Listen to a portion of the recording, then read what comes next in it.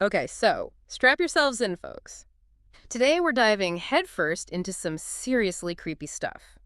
We got this document, see, about a theater. But not just any theater, oh no. This one, well, let's just say it's a one-way ticket to the Uncanny Valley. And what's so unsettling is how, right from the get-go, the document just nails this feeling of unease, not even through the events themselves, mind you, but through the very description of the theater. Yeah, it's like you can practically feel the bad vibes oozing out of the walls, right? And then there's the audience. It's like they know something's not right, but they just can't look away. The source even mentions people like actually running out in terror before the show's even over. And a lot of them are women too. Makes you wonder. Right, like what could be so terrifying that it'd make you bolt from a theater mid-show? I mean, I've sat through some pretty bad plays in my time, but never anything that made me want to sprint for the exit. So what's the main attraction at this house of horrors? Well, it's puppets apparently, but before you picture Elmo and Big Bird, think again. Yeah, these aren't your grandma's puppets.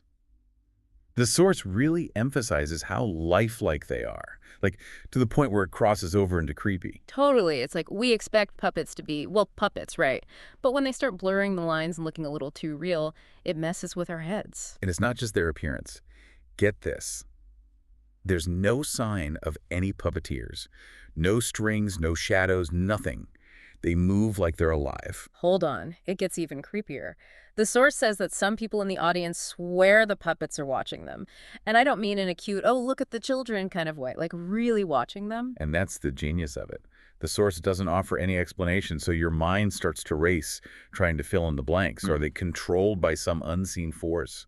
Is it some kind of magic? We just don't know, and that's what makes it so disturbing. Okay, try to wrap your head around this. Some people who've been to this theater even claim to hear whispers coming from the puppets. Like imagine you're sitting there and you hear this faint whispering right in your ear. Freaky, right? It really makes you question what's real, right? Is it just the power of suggestion? Because you're already creeped out. Or is there something more to it?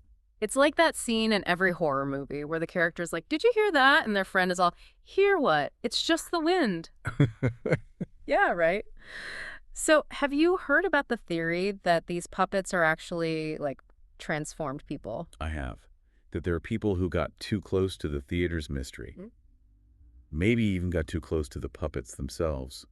And somehow, their souls got trapped in these creepy, lifelike forms. Yeah. It's a terrifying thought. It's like something straight out of a nightmare. You go to this bizarre puppet show and bam, you see someone on stage who looks exactly like you. Right, it makes you question your own identity. Like if those puppets were once people, what's stopping us from ending up just like them? And according to the source, even after you leave the theater, the experience stays with you. Like you left a piece of your soul behind with those puppets. It's not just a show you watch, Hmm. you know? It's like this thing burrows into your brain and follows you home. It makes you question everything you thought you knew about reality. So next time you get invited to a puppet show, and those puppets are looking a little too lifelike, well, you might want to politely decline. Who knows what you might leave behind in that theater? Good advice. Okay, that's all the time we have for today. Until next time, folks, stay curious, but maybe sleep with the lights on. Just in case.